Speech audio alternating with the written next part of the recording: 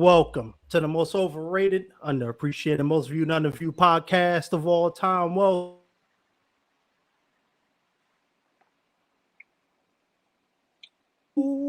The Prince of Fresh Entertainment. It's a crazy week, busy time for both of us, both for me and my guests. But I gotta say something before I bring them on. It's come to my attention that Gal Gadot and Jason Momoa has been emailing me. Jason Momoa asked me, "Hey, I'm looking for a replacement of Aquaman. Can I have you do it?" And I told him I'd think about it. But then he said, "Hey, Percy, this has been bothering me for the last 2 years. How do you stay looking so good?" And truth be told, I ask myself every day when I look in the mirror. But anyway, nonetheless, let me stop bragging. I'm looking forward to having my next guest on. He was actually on a podcast, I think, the first year I started it. So it's new and approved. He's going to get the charismatic experience this time. And he's a busy guy. He just got off from the picking line for the strike, which we'll talk about in a moment. But he's a working actor, father, family man. You can also see him on a much popular TV show, Power Book 2 Ghost, as Robert Weston, and he's also an actor, producer, writer for The Incoherence, where I met him on. Amazing film that's out, available streaming, so you can watch that anytime you want. And I'm looking forward to this conversation. So please, without further ado, please welcome the man, the myth, the legend, James Weston himself. Jeffrey, how you doing? Good. How are you? Like Jeff I said, works, living American man. Broke dream. Exactly. Like every other actor. Exactly. The broke, struggling actor, right?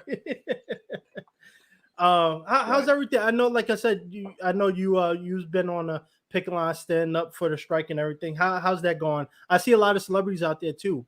Yeah, that's been very important because if those guys don't get behind this, it's not going to have the influence and the power that it would without them. Because Right. they're obviously fine financially, and the rest of us are struggling to make a living. So we need those names out there, and they've been out there in force.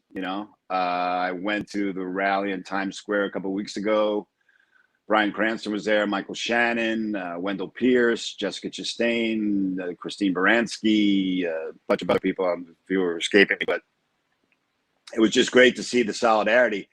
And I think one of the biggest things that's happening is that since the pandemic, we really haven't spent any time together as actors. We never see each other at auditions or anything like Right. that. So I think it's brought back the sense of community to the acting world. It has not been nearly as fun since COVID hit. Every audition is at home, and then there's some advantages to that, but it's lonely. It's lonely. You're self-taping. I self-tape in my son's room, the room I'm in right now. I have a closet for voiceover stuff, but it's boring. It's just you're alone by Yeah. yourself auditioning, talking to your friend on an iPad, and the whole thing's been turned upside down. So I think the strike has brought some solidarity and some community back to the acting world. But as you can see, the veil's been lifted, and everybody knows now. Most of us working actors, we don't make that much money. Right. It's a $134 billion business, and this members of SAG AFTRA make, I've read, $2 billion of that.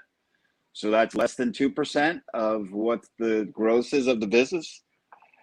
And the fact that a lot of these CEOs and the guys up top are making tens of millions of dollars a year, while the people that create the content are making very little. I saw somewhere else that the average writer makes $68,000 a year. Yeah. If you're live in New York or LA, you're barely getting by. If you're just living on showbiz money, that's a very small salary to live in those two places or the surrounding areas to make a living. So I've been encouraged. It's going to be a while, but I've been encouraged that we're all standing strong. Oh, that's beautifully said. And truth be told, I've had this conversation with many other actors. The importance of the strike. A lot of people, you know what? Before I get into that, because I don't want to jump right into it too early. I want to talk about you for a second, because I had you on. This would have been 2-3 years ago. So a lot has changed. It was during the pandemic for sure. Yeah. So during the pandemic, we're kind of out of the pandemic now, but now we're in the strike. But like I said, you've been playing Robert Weston on Power Book 2, very popular TV show. You've done many other TV shows as well. How how has that journey been for you? You know, navigating during the pandemic to now, being able to be on a popular TV show like that. Like, how has that experience been for you? Well, it's been a lifesaver on a variety of levels. You know, I'm not just saying this because I'm on the show, but it's a wonderful, wonderful place to work. That's my favorite thing about it. The people behind and in front of the camera are just great. The vibe is awesome. You know, I shot this scene for the end of season 2, a courtroom scene, and Method Man was there. And there was a lot of background actors there because it was a courtroom scene, you know, so we had to fill up the room. And he was just going crazy on them, complimenting them. You're giving me so much. I'm paraphrasing here, but, you know, you give me so much. I see you, the energy you're bringing me. I'm feeding the energy back. And it was just like, this is a guy who's been a pop culture icon for 30 years. And he didn't have to do that. And he was in there completely complimenting and encouraging the background actors just from what they were given. It was just wonderful to see. The vibe in that show behind the scenes is always great. And I had no clue how popular it was because all of a sudden people stopped me on the street. Hey, are you there? I'm like, yeah, it's weird. You know, it's totally like a woman. A woman was driving a tourist bus. She was at a red light. She popped her head out the window. It's like, are you on Ghost? You know, it's just stuff like that. It's, I had no clue how popular it was. So it's been super fun. And I'm very, very fortunate. The people that play my family, we're all pals. We have a nice text chain going. So just, you know, in terms of a job, it's been an actor's dream for sure. Yeah, you know, just because of that, I won't charge you my daily rate. Just give me a role on the show. We'll call it even.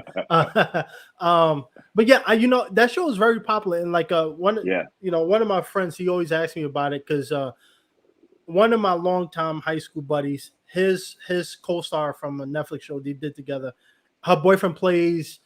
He's on, I think, Raising Cane on Power, but I can't remember which one. That's but he's.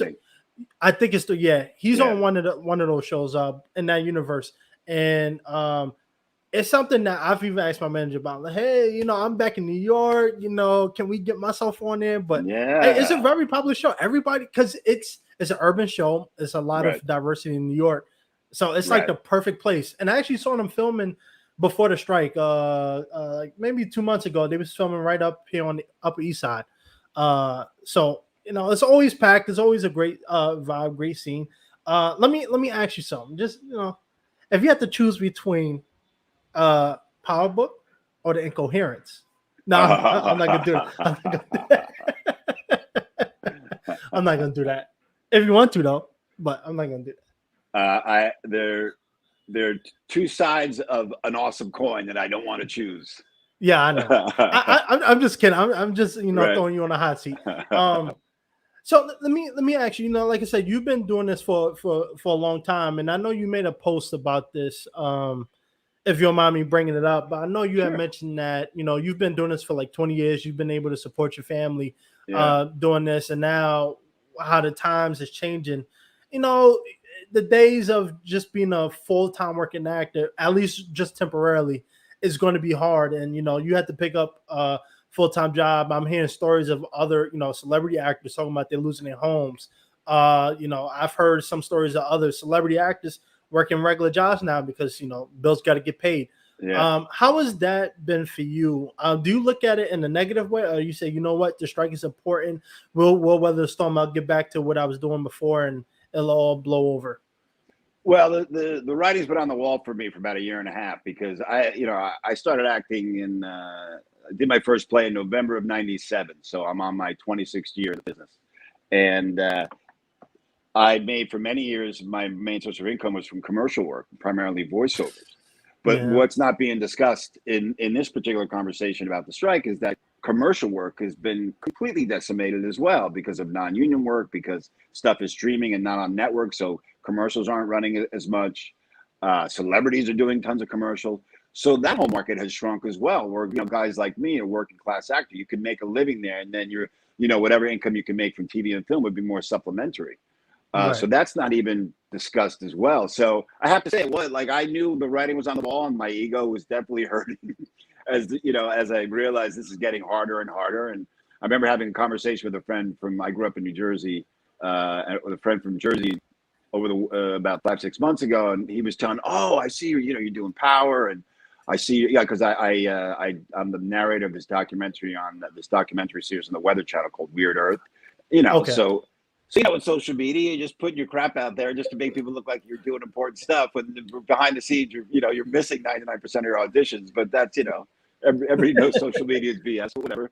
Right. And I'm telling you, yeah, I didn't kind of want to get into the fact that like I'm kind of struggling. Like I didn't want to say like I'm not really making a ton of money from these jobs. Just, and now that the strike is on, like I said, the cover's been lifted. It's like, oh yeah, most of these people are just middle class people. We're not rich. We're we most of us are working paycheck to paycheck. Just trying to make ends meet. So in that, it's been a bit of relief. Like, yeah, I was more relieved to say, yeah, I actually don't make a ton of money right now from the acting world. And as I said, Power is an awesome place to work, but I have to book multiple Powers per year, Right, to make a living. I have 2 teenage kids. I have a mortgage. To pay all my bills and maybe have a little bit extra over, maybe to take a trip or something like that, take a vacation. I would need to book multiple Powers in order to do that. And it's hard enough to book one Power. Forget about 4 or 5 or how many I would need to support my family. So at first it was an ego blow, and now not so much. Yeah, I'm working. If anybody is in New York and wants to stop down, I'm the manager of a cocktail bar in the Woolworth building across from City Hall called Five and Dime.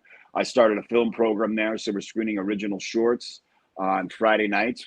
We had a girls in film event there a couple of weeks ago. Place was packed. So that's been great because at least I can bring some creativity to my job as opposed to just, hey, it's just a survival job where I'm just paying bills. There's actually a creative element where I can, help out other filmmakers, actors, directors, and give them a platform to show their stuff, especially now when everything is on hold. So yeah, it was a blow, but once I realized, once everybody's in the same boat, then all that stuff kind of goes away, and I'm fortunate to have a job that I like. So that definitely helps. But yeah, a lot of people are going back to work because the money's not there. And like I said, a lot of these people had made money from commercial work before, and that money's not nearly there like it used to be either. I mean, you're younger. I mean, you're younger than me. I mean, it's different. I'm older. Look, I'll be honest. Like back in the 2000s, and between our 30s, early 40s, most of the jobs were booked by white guys with deep voices like myself. In the last 10 years, there's, I would say not so much 10, 5 or 7 years, there's been a push more towards diverse voices, which I completely support. We don't live in a white. Well, I know some people like to think we do, but we don't live in a white guy's world. America's a very diverse place. So needed to change. So yeah, the fact that I'm older now, I'm going to have less opportunity, and that's fine. But it's clear there's just a lot less opportunity to work commercially. What about your friends who are doing commercials? Are they seeing a lot of opportunities, or not? No, and that's one of the key parts I was talking about. For a lot of people in the union, I understand their frustration because I'm not in the union, which I'm working towards right now. I waited. You will be, don't worry. No, yeah, I will be, and I went the direct route because most of the people I know who got into the union did it through background work. And for people who aren't familiar with the entertainment industry, that's just, I've done the background work and it was fun. I got to meet you doing Incoherence. That's one of the first background things I did. But I just couldn't. I wanted to, if I'm going to join the union and pay my dues, that $3,000, I wanted to do it in a way where it was feasible. And when you talk about commercial, there's one of the things I bring up, and your post that you made on Instagram, I sent it to a lot of people because a lot of people was like, oh, actors, why are they complaining? They make all this money, they're on TV. I'm like, well, just because someone's on TV don't mean nothing. And doesn't mean anything. And you're only as good as your last job. It doesn't, you're only as good as your last job. And I was telling a friend, like, I did a matches from commercial last summer. And one of the girls that was another principal in the commercial, we was talking just like a 15-hour day. And we was talking, and she was like, hey, I'm making more money on this non-union commercial than I did on the Netflix show. I'm like, wait, you sure? Like, numbers don't. She's like, yeah, with overtime and all this stuff, I'm making way more money doing this. But the problem was she was SAG, so she was able to get a exemption for this, but most of the commercials in LA is non-union, which is great for me. A lot of voiceover work is non-union, which is great for Right. me. But I don't. The money is so. I'm not gonna lie, it's crap. Why are these Crap. major corporations getting away with paying $200 per day and only $800 buyout fee for 2-3 years in perpetuity? So it's that's one of the reasons why I agree with the strike, is because the commercial work, yeah, it's first of all, I don't really go out. I do go out for a lot of commercial work, but I'm not really trying to book as much commercial work just because my look just don't really fit many of them. But even if I did, Well, the money just isn't there.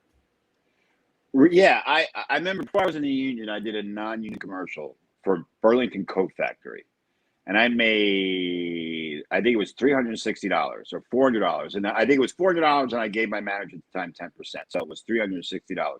That thing played all over the country. Multiple people, multiple cities said, "Hey, I saw you on your Burlington Coat Factory commercial." Played for like 2 years. I made $360. It's BS, but I knew going in, yeah. And this was 20 years ago, so I don't even know what non-union people are getting paid now.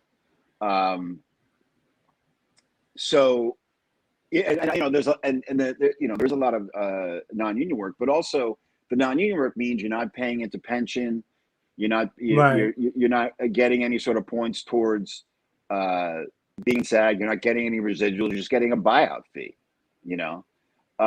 And look, what I realized recently as this is going on, and I've always considered myself to be a working class person, and I still am. And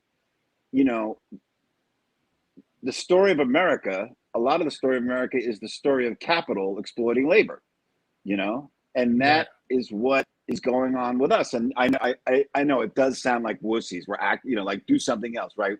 You're actors, whatever. I kind of see that point.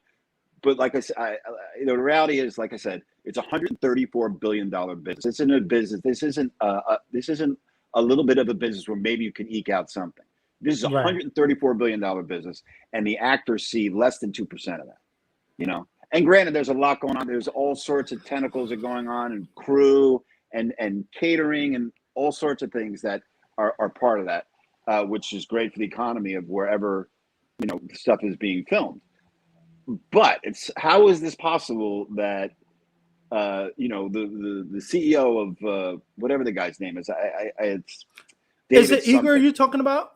What's that? David Iger or something? No, Iger's the guy from Disney, but there's this other guy, David. I can't remember his last name. I think maybe he's from Warner Brothers. I'm getting his name wrong. I'm not going to say it, but I read somewhere he got a $250 million like stock buyout. And that's what these companies want. This is the story, not just for actors, of all labor that's being exploited. Everything is about the stocks and the stockholders and squeezing every little bit of profit out of the company at the expense of workers, so the stockholders make more money. And a lot of these CEOs and corporate honchos, they get paid in the stock, so it's in their interest for the stock price to be raised. Right. I just saw this. Somebody posted a clip of this guy who was on a Disney show. Maybe he was a writer and actor on a Disney show, because he was talking about what the writers have to go through for these shows. And he was saying that the first 3 years of a show, if you write on it, or maybe it's act, I'm pretty sure he was talking about the writing. If you the first 3 years, he was working on a Disney show, like like Hannah Montana, one of those, and I guess like 88%. You get like the first 3 years, you get 88% or something of the fee. I don't know. I'm getting this wrong, not completely right. But what happens is after the third year, once you get into the fourth year, they bump you up to 100%. But what they do is they rebrand the show with a different title, even though it's the same show. And you lose that tenure. So you go back to whatever you were making before, and you don't get that bump. So they're finding all sorts of ways to screw us. Like, I had a friend that was on The Equalizer, right? The Denzel Washington movie. No, the show. Oh, with Queen Latifah. Yeah, he was on a show. I probably shouldn't have said the name. I'll get in trouble. Whatever. It is what it is. He was in a bunch of scenes. Like, it was clearly a guest star role. A guest star role is different from a co-star role. Like, for your audience that doesn't know, co-stars are normally, 5 lines or less, maybe one scene, get paid a day, like one day. But for guest stars, you get a bigger role, a bigger credit. It looks better on your resume. You get a top of show credit. And he was in 4 seasons. He was a vital part of the show. And he still got a co-star credit. Like, why are they doing that to him? To save a few bucks? When, like, Yeah. the money that, you know, you give us, the money that they would give us is much more important to us than the money that they're taking away from us is to them. That extra like $1,000 or whatever it is, you know, that means a lot to us. For them, it's nothing. If you're making millions of dollars a year, it's nothing. But they must. This is what I just don't understand about our country right now. Like the greed. We've always been a greedy country, but it's off the charts right now. You know. Yeah. It's off the charts how greedy people are, and you see the suffering. I know we're getting off on a different tangent here, but it's all tied together. You know, about why are we constantly treating working people? Why are we trying to make it so hard for them to make a living when there's so much out there and so many people have so much? Right. No, you hit it right on the head, and that's what it all comes down to. That's why, for me, that's why anybody who says or make jokes, oh, you know, actors, why y'all complaining? You know, you don't realize this, but this is going to impact every industry. Like right now, I know LA, the workforce started striking, I think 2 days ago because of the same thing. Working conditions, the pay, you know, suck. And, you know, for actors, you know, for people who say, oh, you know, get a real job or whatever the case may be, while you're going to tell musicians that, you're going to tell your favorite artists that, you know, this is a craft that, you know, we deserve to make a living off. You know, people, especially because the money is there, pure person. Exactly. That's the thing. The money is there. We're not talking about local community theater here. We're talking about, you know, billion-dollar budgets and all that stuff. Well, multi-million-dollar budgets. And it should be no way that someone like you or someone who's on a popular TV show recurring has to be working flipping tables. Like it's in no way, shape, or form am I putting down any type of jobs like that because I've done them. But again, it's like, how do you go from working a big popular TV show to now flipping burgers? And like, imagine the cast of Friends doing that show, and then you see them working at the local diner. It's like, well, what? Do you remember that guy from the Cosby Show they found was working at a Trader Joe's? Remember that story about 5-6 years ago? Yeah. And then he's actually on Power. He actually has. I didn't know that. He plays Tariq's lawyer. And I actually saw him on the. I don't know the guy. I just saw him on the picket line a few weeks ago. I didn't say hello. But people wanted to demean him because he worked at Trader Joe's. I mean, is that not a crock of shit or what? I mean, like, why would you treat somebody like that? Just yes, he was on the Cosby Show in 1989. You know, how many people were working steadily in 1989 and not working now? You know, it's a super duper hard business. I failed 99% out of 100 times, maybe more. Might be 99.5. I don't know what my percentage is, but they're super duper low. You know, so. We just want to treat it like anybody else with some dignity, you know. Right. And right now we're not. Right now they want us to, you know. Another thing in my post that I had read is that the show business saved $250 million from self tapes. Oh yeah. And we don't get that money back. Like nope. I have to rearrange my son's room. I push his bed against the wall. I take down this thing behind. Like I go through a whole thing. I mean, I know it is in a way it's a wussy thing. I get it. I get it. It does. I don't think it is, but if you're out there, you know, working construction or working on a road crew, like working your ass off in the heat every day for 10, 12 hours a day, this sounds really, really soft. It does. Fair enough. Fair. I completely admit that. But at the same time, this is our industry, and other people are profiting off of us in any way they can. You know, when you work on a road crew, you know you're going to get hopefully your union wage is a good union wage so you can support your family. You're out, you know, you're working your ass off out there. Hopefully you're making, I don't know what they're making, hopefully 30, 40 hours, 30 or $40 an hour. You know, hopefully they're making, you know, a nice, you know, bringing up a couple $1,000s a week. Cause like I said, if you live in New York and live in LA, they're expensive places to live. Yep. And especially if you got a family, you need money. You know, it's just the way it is. But we don't have those kind of provisions. You know, I mean, I did a Netflix show, and I actually looked back recently. My residuals it was like pathetic. It wasn't even normally like on the network shows I've done. I look back and and over the course of the residuals, I've probably made 2.5 to 3 times what my initial fee was to be on the show. Right. Right. But on the Netflix show, I didn't even make 100%. of what my fee was. And that's Netflix. And this is, I won't Right. say what the show was, but it's a popular show, part of a popular group of shows by a massive entity, which I won't name because I'll probably get in trouble and maybe never work again. I don't know. Yeah, right. Because I know personally you have like 4 to 5 million people watching this, so I know I have to be very, very Tom Cruise. careful I'm sorry. That's right. Sorry, T. Cruz. Yeah. But just stuff like that, and this is all things that I really didn't give a ton of thought about until the strike came up. Like, man, it really is getting harder. It's like so. And then I messaged a couple people in the biz that I do sort of tangentially, that sort of in my age group, and I'm like, "Are you having the same issues that I have?" And I'm like, "Yeah." And these are people that are more successful than me for sure. But they're like, "Oh yeah." Like I was messaging with one guy, and he was saying, "I don't even tell young actors to go into voiceovers anymore. The work's not there." So how are you supposed to give yourself to this world if the doors to barriers for entry or any way to survive are getting harder and harder, and then on top of that, you're supposed to have a full-time job to hold it down, Right. And I'm fortunate. Right now, I'm fortunate with the job I got. I like it, and it's going to be, once this strike is over, it'll be flexible. So I'm lucky, but not everybody is lucky as I am. No, you 100% right. That flexibility is hard, and that's one of the reasons why I like to have people on the podcast who do, some type of entertainment or in the entertainment industry, because a lot of people who think is all, roles. Oh, you see Tom Cruise jumping off of buildings, hear about his rumored salary of $50 million per role. Yeah, Right. That's a lot of money for Tom Cruise. He's worth it. What about the other actors? He's worth it. Right. And, I'm not disputing that. Yeah. But it's just we're the ones coming in for a scene or two to make those scenes pop, to make those people look good. I'm a huge basketball fan, and Shaquille O'Neal always talks about the others, meaning when he and Kobe were the stars of the team, he's like, "Where's my Rick Fox? Where's my Robert Horry? Where's my Derek Fisher?" The supporting players that are necessary for the team to win a championship.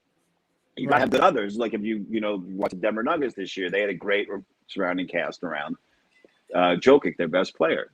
That's us. We're the others. We're the supporting people making the stars look good. Right. And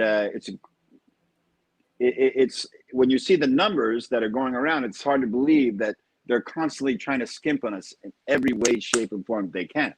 And it also affects health insurance too. Yeah. The more you skimp, the less chance of us getting health insurance. Only 13% of us make the $26,500 or whatever it is to qualify for health insurance. It used to be, before the pandemic, there was 2 tiers. There was, you have to make like 17, 18 grand for the tier 2 insurance, which is lesser insurance, but still insurance nonetheless. And then you had to make, I think, low 30s for the tier 1. Now they combined it. So the threshold for the top is a little easier, but that earlier threshold is much harder to get. So yeah, 13% of that's a terrible ratio.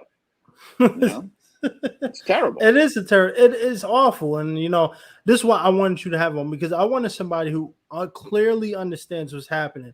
Because it mind blows me. I was telling my manager a couple of days ago where she has actors on the roster who are complaining about the strike. I'm Stephen Amell, not to call him out, he's failing the city with his statements about the strike.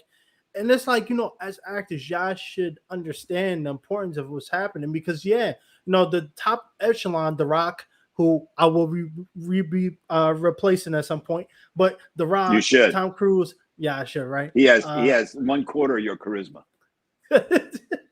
and not much of hair. So The Rock, right. I'm coming for you.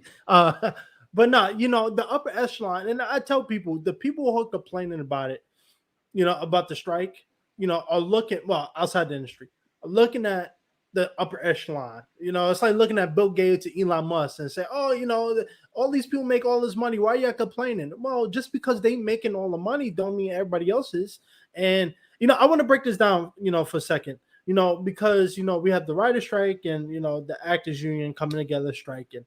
And I've heard reports, I've seen stories, and people on Twitter, other actors on Twitter, share residual checks, right? And they say, "Hey, I'm on this popular TV show, 5 cents of a residual check. How is this happening?" And I've heard, there's one veteran actor, I can't remember his name, I saw it this morning, but he he was a writer actually, and he was talking about network shows and streaming, and he was talking about how when he was on doing this like 20 years ago, when he was doing TV, his residual checks were through the roof. I mean, he can, not work for 2, 3, 4 years because the money was coming in. Now, the money's not there. And I think that's why one of the important reasons why the strike is because of the difference between TV and streaming, right? So do you think that in that aspect, do you think the strike should have happened sooner rather than, now I'm not saying right now is a bad time, but do you think we should have done this a couple years ago, like during the pandemic when streaming really became a big thing? Well, I think we had to wait for the contract to run out, first of all. But I just think that, I guess, the contract that was negotiated before, I don't think they realized how badly we were being taken advantage of, or hopefully they would have done something about it. But clearly the model is failing us. And this is the future of television. This is what's, network TV is going to die eventually. Cable's going to die. Everything's going to be streaming. It's all going to be our choice. And, we'll probably have to make some concessions. I mean, it is a negotiation. We're probably not going to get everything we want. But unless we get enough that makes this life sustainable, then why would we go back? They're not making the content. They're just making the deals. They're just in the offices shuffling the cards, okay. They're not making The Bear or Succession or Atlanta or these great shows that were going to last forever. They're not doing any of this. They're not doing any of that. They're just making the money off of us and the people who create. And I think that's what, most of the people who've been talking about this have been saying. Like, we're creating the content. You're not creating it. You're just making the deals. And you're making all the money. And if you want good content, if you want people to have a sustainable living and continue to go in this business and continue to make it grow and be interesting, there has to be some set to do it, as opposed to it can't be a hobby. This is not a hobby. It's too hard for it to be a hobby. If it's your hobby, you're not going anywhere. If you just wanted to be a hobby and you just want to do community theater, terrific. As long as you're doing, that's great. But if you want to make a living, the business has to be sustainable for everybody, and clearly it's not. It's not. Right. It's not. I don't really, unless I became a series regular, which I'm not counting on. I can't imagine that I'll be able to make a living like I used to, specifically from acting. I just don't see a path forward. I mean, who knows? Maybe I'll get lucky. But another thing I had seen was that back when you were talking about the actors talking about 20 years ago, the residual of 20 years ago. Yeah, I read something where, if you book 3 guest star roles on network TV a year, you could pretty much make your yearly nut. Your what you need for the year, because the residuals were good. You get a couple weeks on set, then if you're getting that 2.5, 3 times, like I said, in residuals beyond what your initial fee, you put that together. Yeah, I can survive on this. And to do that in streaming, you would need to book 3 times as many. Like I read somewhere 8 to 13, 3 network shows now equals 8 to 13 streaming shows. Who's booking 13 guest stars in a year? That's crazy. Nobody. If you look at really busy actors, sometimes I'll see an actor that I like and I'll check his IMDb page out. The best he's doing is 3 or 4 shows a year. That's it. You don't see. It's impossible to book 13, even 8. Who's booking 8? Unless, if you're booking 8 guest stars, you're a series regular. Like you're already on that track. So yeah, I mean, I can say this because I have a regular job now, but I don't think we should get off the picket line. I don't think we should succumb until we get what we deserve. And I think, we had 98% approval rating for the strike that we, so I don't see us backing down anytime soon. No, and like you said, this strike is important. I know Tom Cruise during the press conference or one of the press tours he was doing for the new Mission Impossible Dead Reckoning, he was saying, something about the strike too. He said, what about stunt workers? These people are important too, and there's so many people who are not being talked about. Yeah, you think about it like the faces in front of the camera, but the stunt workers? What about them? And now one of the other questions, and something I've been talking about more so recently, is AI. AI is threatening writers. AI is going to start threatening us too. Why? Because we're already hearing that some actors are already in talks of doing digitally cloning themselves for projects, right? And that's going to be a huge issue. Why? Because one, like you said, these corporations are looking at any way to save money. I love the entertainment industry, and I get it. Everybody's trying to save a dollar, especially now with the movies budgets. Unless you're going to if you're going to the movie theaters, it seems to be a trend that the budget needs to be 75 plus $1 million just to even compete with the other movies, right? Yeah. So how do you keep the budget low but keep the profit high? Oh, I don't need I know one thing they're talking about is background actors. Okay, we will pay background actors a day of work to use their digital likeness and for behind the scenes for TV shows and movies. Okay, for the for them, it's a great move. I don't need to worry about paying the casting office and paying these actors to come on set. All right, you sign the waiver, I can use it whenever I want to. I'll just pay you a day, shoo. But then what happens to the background actor? They don't get no money. They don't get no work. We're gonna, start fading into black too, because then they're gonna say, "Hey, I don't need you. I can use Denzel, pay him, less fee. Let's say Denzel's fee is 15 million. We'll give him 3 million to use his likeness in this commercial, and he could sit at home and get paid. I don't need to pay you. I just give him the money, and it will boost my commercial sales, right?" And that's going to be a huge issue. So in that regard, do you think AI is, besides writers, do you think it is going to impact the entertainment industry, or am I dead wrong? I'm completely out of line here. I mean, this is not an area that I'm super informed on. Obviously, it's a huge concern, but I really do feel that human beings want to watch human beings and not digital replicas of a human being. So I just don't see how you're ever gonna feel or laugh watching a digital replica or something. Like, you can't recreate Robert De Niro in Raging Bull with AI. Like, that has to come from a human being, or Denzel in Malcolm X. Right. Or, it's impossible. And and you can't. I wouldn't think that you could feed a program into a computer and pump out an incredible script, because there are human nuances in there that the computer's not going to have.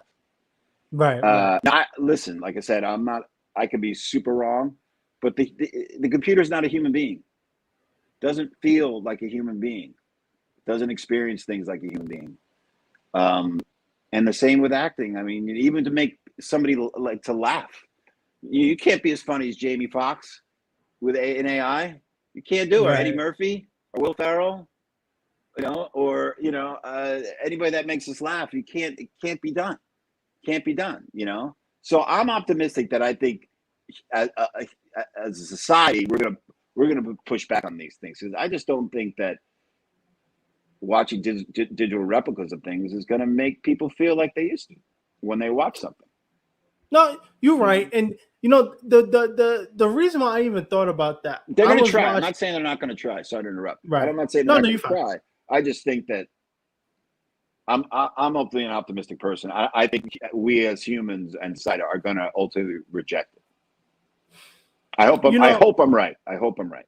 I hope you're right too. I'm a very optimistic person, but the funny thing is, I was watching Hot Box and Mike Tyson's podcast, and he was interviewing Tony Yayo from G Unit, and they was talking about a song that G Unit did 20 years ago, where AI, or whoever's controlling AI, was able to digitally change the voices of that song and use Notorious B.I.G. and Tupac actually do the chorus itself. And you would never, if you heard the song, you would have thought they recorded the whole song themselves. Wow. And voiceovers, think about it now. They don't need to hire a no-name actor. You can use Denzel's voice to do the voiceover for commercial and boost sales. And like I said, I hope it don't get to that point, but it was a conversation I was having with somebody. Is at what point, like you said, It's all greed. This is all coming down to greed. America is greedy. Everybody's trying to save a dollar. So for a lot of these corporations, I'm not trying to give them ideas. So if you're listening, it's not an idea. But at some point, they're gonna look at self tapes, right? We're the director, the writer, the producer, the editor. We're doing all of that. We have to make sure the lighting is good, memorize the lines, record, have somebody help us. We got to edit, send it in. It's a lot of work. A self tape used to take me 15-30 minutes. Now it's 2-hour production because you got to it's crazy. But at some point, technology is going to become advanced, and one of the reasons why I use that was the industry is going to be like, especially for writers. I don't know what the standard for a movie is, but let's say a movie usually hires 4 writers, right? Now with AI, even though it's not perfected right now, they say, hey, we usually pay 4 writers, 500,000 to do this movie, but with AI, we don't need all 4 of you because we got something that can do most of the writing, do most of the work. So, 2 of you guys or 3, you're fired. Go find something else. We'll keep you here. And instead of paying you your normal fee, because all you're really going to be doing is, perfecting it, making sure reading through, make sure you need any edits. Instead of 500,000, I'll give you 250. And for them it sounds great, but for many other writers, it is going to limit the amount of work and the opportunities and the money, the cap that they can make, because now they looked at disposable. We have AI here. We don't need you. So, right. In that regard, do you think that's going to be an issue, or that you just hope that it could all work out? Well, that's an interesting thing you brought up. I really didn't think about that, how you could sort of have AI, make a script, and then maybe you bring in one writer to punch some things up. Right. I had never thought about that before. And also what you said about voiceovers, and they could easily do that. Hey, give me gravelly voice white guy. Give me, black guy from the Bronx in his mid-20s. Give me that voice. Give me a Latino woman in her mid-30s. Like, I'm sure they can do that, no problem. And there's probably an aspect. There's probably a thing where no one would know the difference, if you heard when you're hearing a voice on a television commercial, whether it was AI or not. So that could definitely decimate that world. I've already written it off. I mean, I'm still auditioning. There's still some work out there, but yeah, that would completely decimate it. And what you said about the script seems completely feasible. I mean, there's a reason why people are freaked out about it. They've obviously, some of the people I'm sure that are privy to some of the things that were going on that we're not behind the scenes probably see some really scary trends, like, oh man, they're really trying to eliminate us, or at least minimize as much as possible. The writers used to be on television shows for 22 episodes.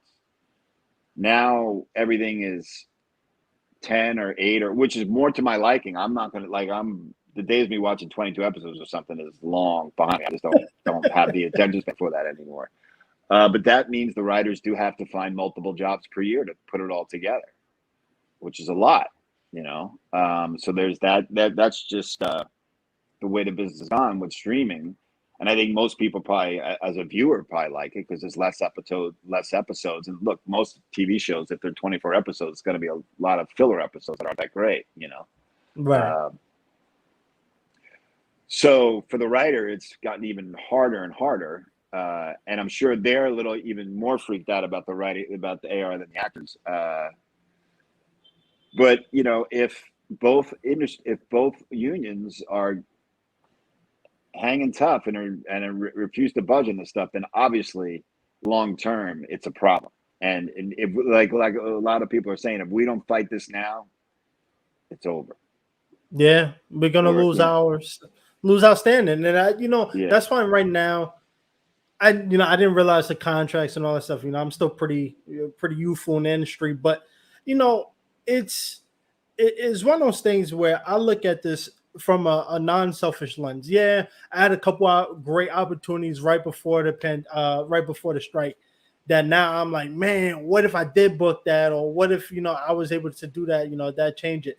But right. I think unselfishly, I tell people, look, you may not like the strike, but would you rather work a popular Netflix show and then still go to your day job, or would you be would you like to be on a show and not have to worry about how I'm gonna, find a day job to be flexible? I don't think anybody, me, you've been doing it longer than me, but I don't want to be, after doing it for a couple years, I get tired of having to balance, a day job and going on auditions and all that stuff too, which leads me to another question I have for you.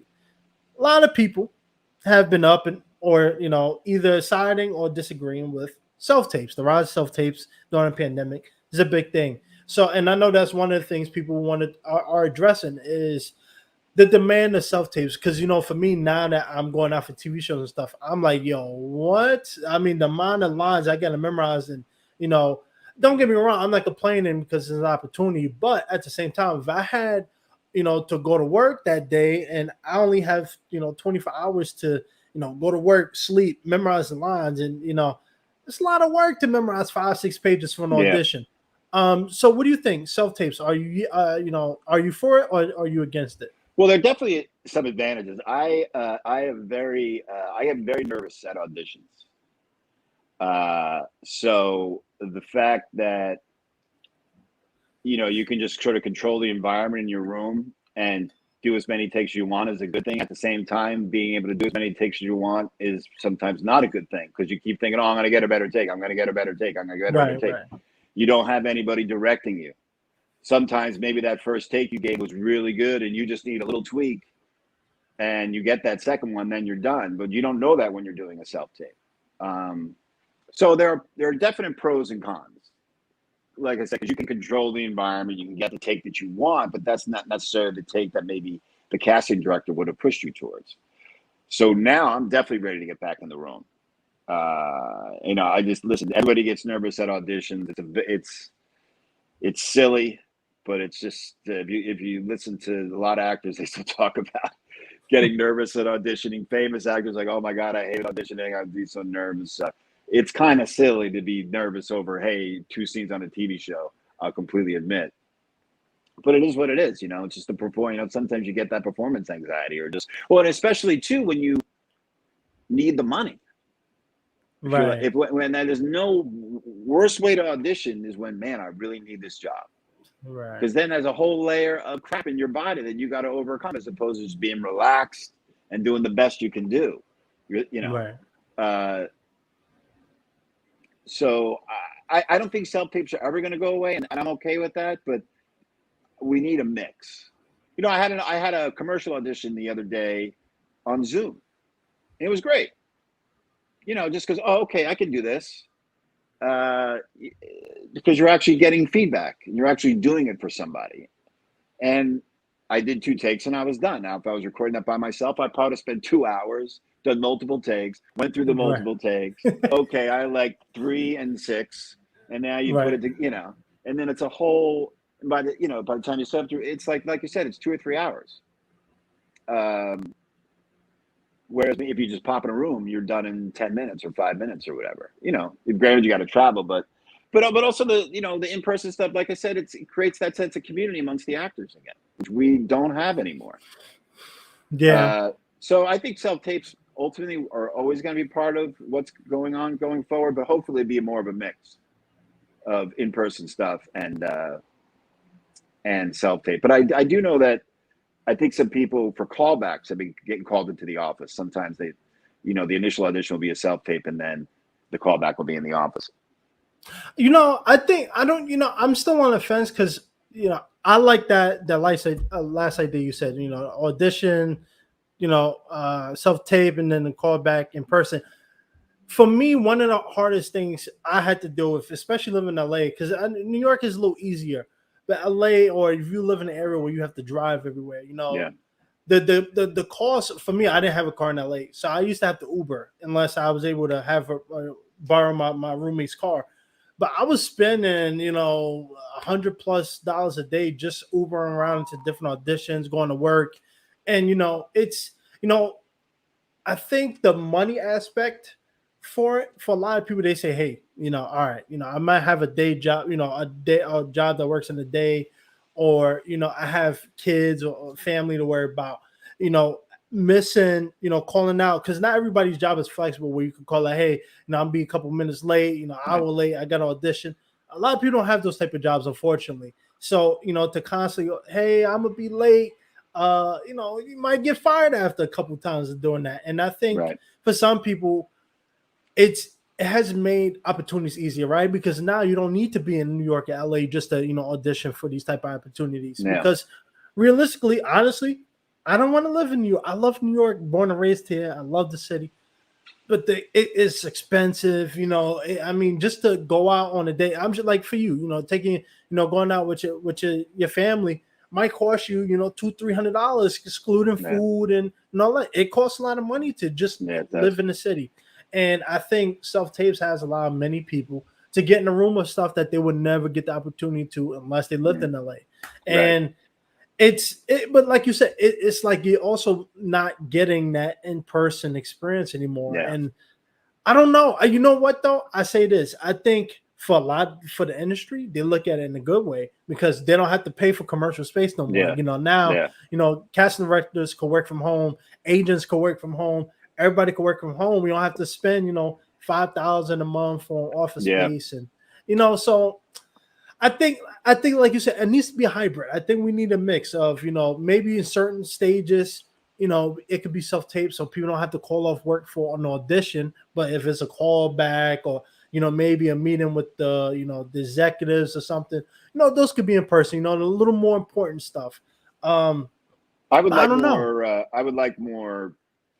I don't mind doing it at home, but maybe more where you're zooming with the casting director, like I told you about last week. I had a couple of those, but mostly it's self-tapes. But yeah, if you can have the actual person that you're working off on camera, and then the casting director giving you direction, I would be into that for sure.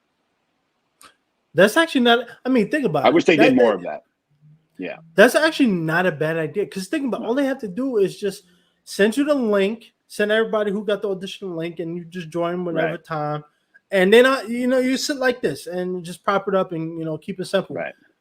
That's another way. I think it really comes down to. Someone mentioned this before. Humans are becoming lazy, right? We're over relying on technology, right? And that's no way. That's not just the entertainment industry. It's all industries. Now you're seeing McDonald's where they have robots serving you your McDoubles. So I think we have relied on technology too much. And I think so many people are so used to this type of world now that going in person is just not feasible for them because they're so used to, I can record multiple takes. Because now, if you go in the audition room, you don't get that luxury no more. And I don't, it's a tough one. It's a tough one because I definitely understand like what you're saying. It's like, you want that in-person connection because how many people book jobs just because the casting director or the producer found something in common with you, right? Yeah. But now you don't get that experience. Let me ask you another question. Do you think with self-tapes, do you think the workload needs to be less? Like I know guest star, recurring roles are probably going to take a little more work and casting is going to be involved a little more. But do you think the idea of having to memorize 10 pages of dialogue for a self-tape audition and 24-hour turnaround, do you think that type of thing needs to be, because I know that's one of the things they want to address is the amount of material requested for self-tapes. Right. Well, as you know, it's always better to be off book for your audition. It's better to have the lines locked in. You're just more freer in the audition. I fortunately haven't had a situation where I was so overwhelmed with lines that I couldn't memorize them in a short amount of time. But in that case, I would just tell the casting director, look, I just couldn't pull off 10 lines in 24 hours. I'm going to need these lines in front of me, and hopefully that'll still work. I saw online an audition with Adam Driver's audition for Girls with Lena Dunham, and they had the pages in their hands. I mean, he was probably already like, it was probably a callback, so maybe like the pressures, you already know you're getting close, or you're in the running, so having a paper in your hand maybe was not that big of a deal. But most of the times you want the paper out of your hand. You don't want to be thinking about the lines. You want them locked in so you don't have to think about them. But that, if someone's dropping you 10 thinking you're going to memorize 10 pages in 24 hours. That ain't gonna happen. I think you just got to No. tell them, dude, I can't do it. I need the paper. I need the pages in my hand. Sorry. Yeah. Yeah. Yeah. I mean, that's I've just had courtesy. it is courtesy. I've had a couple buddies in the industry talking about that. Like, hey, I had, unfortunately, a lot of them are ones that don't have to worry about a day job. So it's not like they got to balance a family and a work schedule. So it's a little more Right. easier. But even then, it's like, imagine you have to work, go to work 8-9 hours, and then you might have kids at home. Now you got to spend time with the kids and the family, but you got 10 pages of dialogue to memorize. Luckily, I don't think that happens often, but I do think self tapes need to be a little more, especially commercial work, because I've noticed with commercials, oh my, those self tape lists be extreme. Like I gotta slate this way, and then I gotta go for a medium shot for something else, and I gotta do a full body shot, and I gotta change the camera and do this. It's like, yo, it shouldn't take me a full-time job to do this one thing. Now, don't get me wrong, like I said, it's an opportunity. I would never complain, but I think it's easier for someone who doesn't have family, who doesn't have a mortgage, don't have too many responsibilities to say that's cool with me. But for you, for other people who might have life, things outside of acting that you need to take care of, that could be a little too much sometimes. And I think I look at it this way. Everybody's situation is different. Not everybody has the luxury of not having to worry about rent. And it's a tough one. Because also you need to be kind of stay in the moment while you're moving the camera around, doing all, you're trying to stay in character. Right. And then you're breaking, but I got to move the camera here. I got to get this big. I got to get this angle. Yeah, it does become. Yeah, on audition, you just want to be focused on the work and the character. You don't want to be dealing with all the other stuff. But it's the new world, man. Yep. Unfortunately, now I got another one for you, another fun one. So I'm part of like this little acting group on. Well, I wouldn't say little. There's like 100,000 people in it, but this Facebook group I'm part of, talent. What is it? Talent managers or something. But it's been a lot of talk during, especially right now with the strike. Many people are talking about in the SAG contract. Apparently, there's a rule where actors get paid for auditions or something along those lines. Right. So that's being brought up. A lot of people saying, hey, a lot of these casting off, executives and stuff, they don't have to pay for us, they don't have to pay for office space anymore. So why, instead of just holding that money as profit, why don't they give it out to actors, for, maybe half reimbursement gas or just for the trouble of having to do all the self-tape work? How do you feel about that? Do you think actors deserve to get paid for, auditions and stuff? If it's in the contract, sure. Definitely. Look, I don't think actors should get paid for auditions. I don't. But I do think the self-tape thing, there should be some stipend for that, especially if the industry is saving $250 million, probably more about at this point. I don't agree that we should get paid for auditions. Then I think you're just getting bogged down in minutia when it's the big picture that we should be worried about, But yeah, I do think the self-tape thing, there should be some sort of stipend for that, or some sort of reimbursement, or maybe we get $100 a year just for the equipment that we buy or something. I don't know, but if they're saving money and the cost being put on us, we should get something for that. I agree. And speaking of money, we're getting closer to them, but I want to have another fun one. I've had this conversation on camera, off camera, many times. Now, a lot of people are coming out, especially stand-up comedians, other actors, celebrity actors, talking about Marvel, famous directors talking about Marvel. The superhero movies has ruined the movie theater experience. And since you've been in the industry for a long time and you had your own success, I want to get your opinion on this. Many people are saying that superhero movies and big blockbuster movies, where the budgets are 100+ million, because it seems like nowadays most of the high earning movies are upwards of 100 million for a budget. At least, yeah. That yes, that they're ruining the industry. They're ruining the movie theater experience because now the days of making a Training Day, a Scarface, a Bronx Tale are long gone because those movies can't compete with an Ant-Man or a Marvel project or even a DC movie. Do you think that superhero movies has ruined the movie theater experience or the entertainment industry as we know it? I don't think it's helped.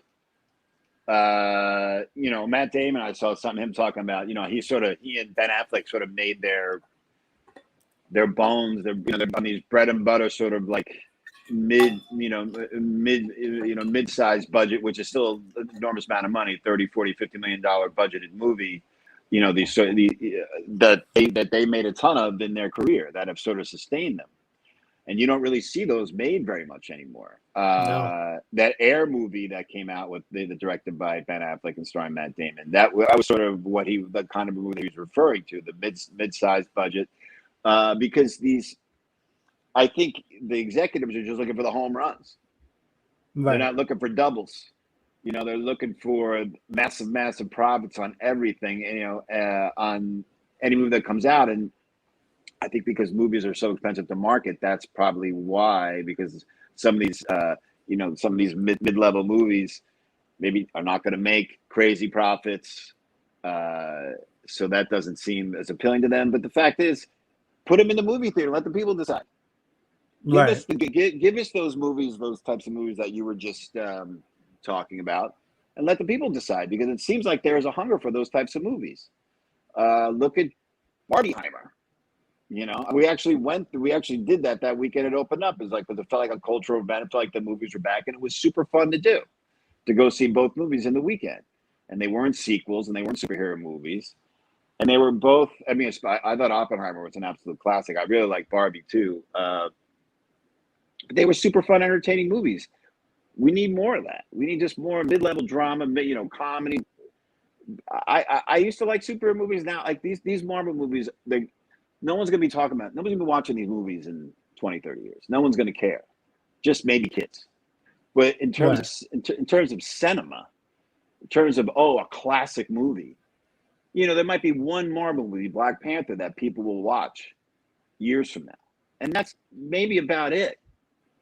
Or have any. None of these movies have any sort of long-lasting impact on the culture. At least it doesn't seem like they're going to be to me. They all seem like disposable. They're just entertainment. And that's why Martin Scorsese and Quentin Tarantino kind of said the same thing. It's not my thing. I'm 53 years old. I mean, Marvel movies are not being made for me, which is completely understandable and fine. I don't need them to be made for me, but it does squeeze out the opportunity for smaller movies to break through. And how many great movies could have been made for some $200 clunker? You could have made $10, $20 million movies. And maybe 3 of those are classics, that make money, that propel incredible filmmaking or acting career. But those opportunities are less and less. And sort of these scrappy indies that come out, they just kind of go right to streaming. Right. If the Incoherence was made in 1997, we may have had a shot to be in a theater for a little bit, but not in 2019. No, a small little movie like that, there's no way that was going to happen. And I would like to see those opportunities. Let these small filmmakers have a shot, because it also makes the movies more expensive to go to. Right. Because the budgets are so high on these things, so they pass that cost on to us. And if you want to take your kids to family afford a Marvel movie, popcorn, soda, that's $100. Yep. Yeah. So, it was great. It was great to see Robert Downey Jr. and Oppenheimer do something that wasn't Iron Man. And I remember seeing the first Iron Man in the theater and liking it and thinking he was great in it. But I never saw another Marvel movie. And the only other Marvel movie I saw in the movies besides the first Iron Man was Black Panther. That was the only one I was gonna go to. Yeah, I could get, and the funny thing, you mentioned him, and that's one of the things one of the arguments, I understand why people brought it up. First of all, I'm aiming to be in a superhero movie. It's not a secret at this point. You That's got a the goal, hair, right? dude. Your hair is a superhero right on its own. That's what I'm saying. It's a little high, so it's frizzing up a little bit. But it's that's the goal, You right? fly with that. Superman, I'm coming for you. Henry Cavill is over. It's over.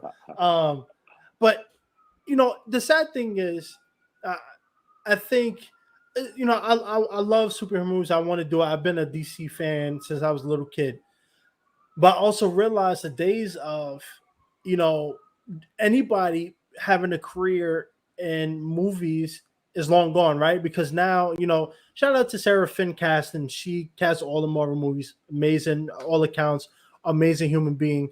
She likes to look at new faces, right?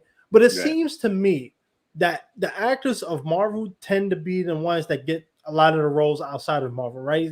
Chris Hemsworth is in almost every Netflix. Yeah, they're all big stars, right? And I think the days of just a fresh face coming out of nowhere and penetrating that atmosphere is long gone, because I was having a conversation with my manager about that. It's like, for the longest I always wondered, how do you get in the rooms for this stuff? And she broke it down to me because she knows a couple of people in that circle. It's a lot more work than people think. Now, it's not as hard as being a minority breaking the industry 30, 40 years ago, but to get in that sphere or fear, it takes a lot of work, and it's not a door that everybody could just open just because everything is self tapes now. And I think I love superhero movies, but I don't think a lot of people go to the movie theaters anymore besides to see a Marvel movie. And that's one of the issues, because so many movie, companies, Incoherence or whatever the case may be, have a project that they want to put in movies.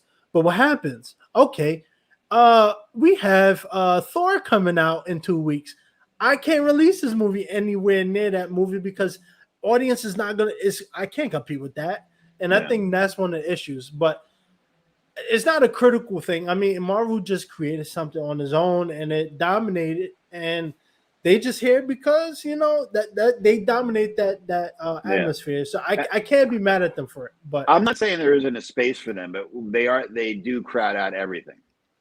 And I'm hoping that with the success of some of the movies this year, like I said, Air has done pretty well, and the Barbieheimer thing, that there will be more room for just standalone films, without CGI, without superheroes, the comedies, dramas, whatever, just something that is just a specific movie, not something that's they're looking to make more sequels out of or market with dolls. I don't know, but I've never been attracted to that kind of stuff. So that's obviously just my opinion, but for me, that's what I want to see.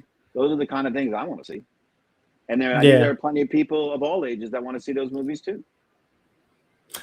Yeah, Barbieheimer is a testament. I loved it, and one of the reasons why it's so successful is because these are two movies. Because normally, in the movie theaters, a lot of people. I know Tom Cruise, went back and forth with Christopher Nolan and people about Barbie and the release of Oppenheimer.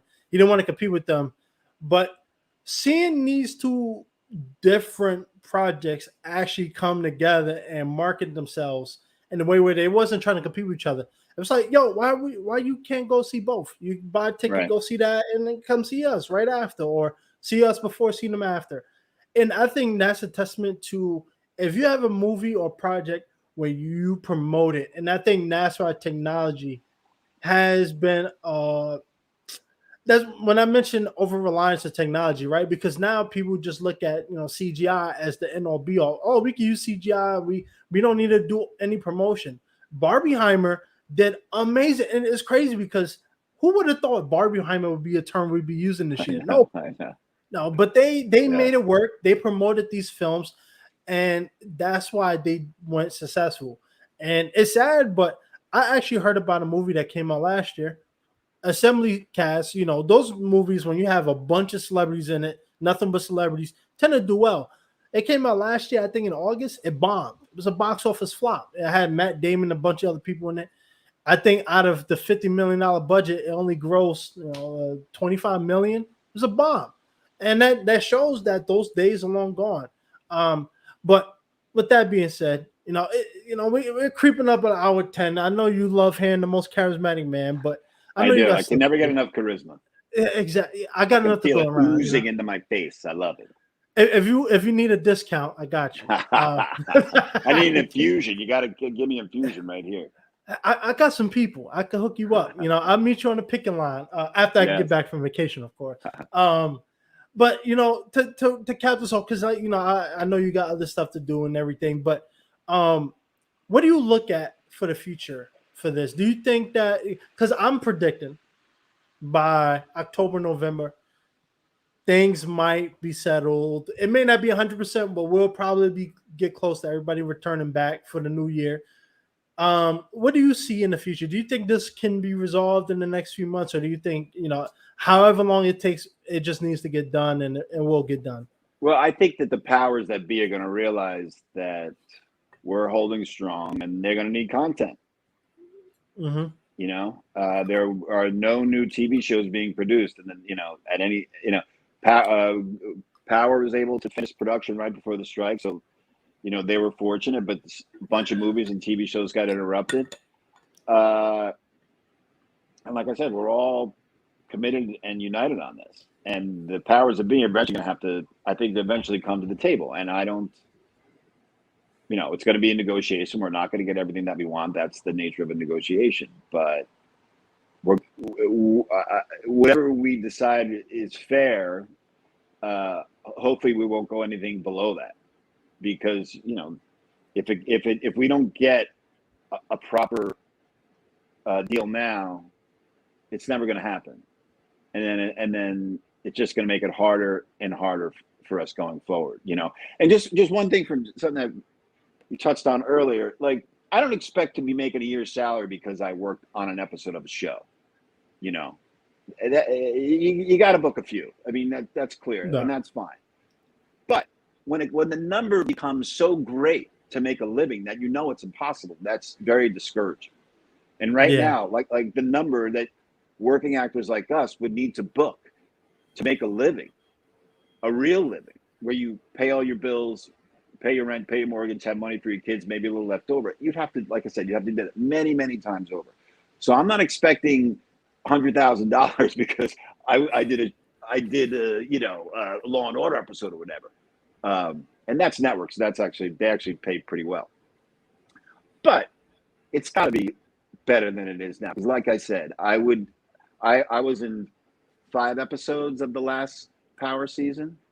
And like I said, I need multiple powers a year to make a living, and that's really, really hard.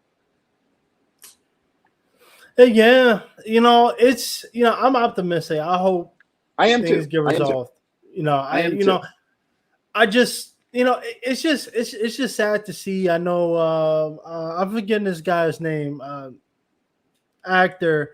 But he came out talking about he had to sell his home just because a lot of projects he was booking or about to book got plugged. He can't afford his mortgage anymore. He has to sell his home in LA so he can, keep his savings intact. And, it's sad. Like, you hear these stories of, I know Sydney Sweeney from Euphoria. She's coming out complaining about the pay she's getting from the show, that she wasn't able, with managers, agents, publicist fees, mortgage, 20% right off the top. Not all of us have publicists and lawyers, but if you have a manager and agent, that's 20%. But boom, and you're getting that's me right now. And you're getting taxed on 100% of that. You're not getting taxed on 80%. So you're getting taxed on 100, but getting paid 80. So there's nothing to be done about that. That's just part of the biz. That's just the way it is. So that's just another hurdle that we have to overcome. Yeah. It's just at this point, as long as if anybody who doubts this or treat this like a joke, really just think about it. Entertainment is just one industry, but it's going to impact every other industry.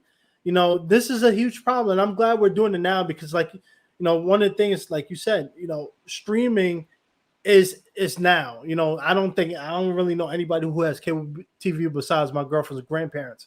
But Right. everybody I know got rid of cable. They got Netflix, all Only that good stuff. grandparents have cable now. Yeah, and even then they like, hey, it's almost $300 a month. What's the name of that app you use? For what? You don't even watch it. You're not even watching any of these channels. No. My parents have 300 channels. I watch none of them. Oh, they watch Judge Mathis though. My father watches Columbo. Old really? Columbo episodes, yeah, from the 70s. Oh yeah, that's way back. I wasn't even a thought back then. Oh wow. Yeah. It's been fun having you on. We could talk all day, but obviously, I know you got I actually have to go to work. I have to go to my job now. That's crazy. I know.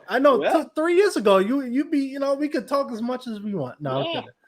I'm in the process of finding a job myself because it's rough out here. But with that being said, what are you looking forward to? Like you've been on Power Book, Ghost, and you have your own success going on. What do you see yourself in 5 years? What do you want to achieve? Is there anything on your bucket list you want to get done? Yeah, I want to make another movie. I'm writing a movie now, and that is my number one goal in the next, hopefully less than 5 years. But yeah, hopefully when we talk in 5 years, that movie will be out on streaming somewhere. Yeah, that is my big goal, because I think one of the things I've learned from this as well is that, and a lot of actors, and you hear a lot of people say the same thing, like, this can only be one part of your life. This can't be the be all end all of your life. This can't be the only thing that you're focused on. And you need to be able to take, get happiness out of, excuse me, I gotta hit that. You need to be able to take comfort and happiness out of your own projects and things that make you happy, other than, the 2 scenes on the TV show that you got. So just being creative, the act of creativity, and continuing to do that, and doing the things that I want to do, and let the chips fall where they may. I mean, that's really what I want to do, especially as I get older, when you hear the clock is ticking for those of us who are, on the other side of youth. You just want to do the things that make you happy. Right. And that's the direction that I want to go in the next 5 years. I want to make a movie. I want to get back on stage. I want to do theater, and hopefully, I'll book some TV and film stuff too, but as long as I'm creating and I'm happy with my growth as a creative person, then I think that's all I can ask for. Yeah. You got to make it a recurring role on like, actually, the strike is over. Let's go. I need to be in every episode. You got to do that. Well, I'm definitely, listen, I'm a very fortunate person. I'm a minor player in a major machine, and I'm very happy to be that minor player. And I got some good footage out of it. Met some great people. When the strike is over, hopefully it'll lead to something else. But for that job, as I said, it's been wonderful, and I'm eternally grateful. A great bunch of people in front of a behind camera there, and I'm not just saying that because I've literally said that to anybody who asks me about it. It's like, it's a wonderful place to work. Yeah, I say nothing. I agree. I'm glad for you. Like I said, it's always nice to meet people in the industry. Well, I've known you for a while, but it's always good to talk to people who have a positive mindset on things. Especially with the craziness in the world. Listen. This industry is too hard to not try to. It's so hard to not be positive. And I've been rejected so many times. Most actors have. You just like, I try to just do as much as I can and just focus on the positive side of things for me, and not focus on the things that I didn't get. Because I've done that. I'll do that. If I'm up for something and I don't get it, I'll stew for a couple of days for sure. But you got to let that shit go. I think we all do. Trust me. I think we all do. And now, it's funny. Now that I'm starting to do the big stuff. It's like, oh man, I could have quit my day job. Although I know it's probably not gonna happen anytime soon. But Sarah Finn, if you're listening, I'm coming for that Marvel stuff. I'm coming, so keep an eye out for me. I'm kidding. But where can people find you? Do you have anything coming up? Any No, final I message mean you want to give? Power. This next season of Power will air, I think, probably early next year.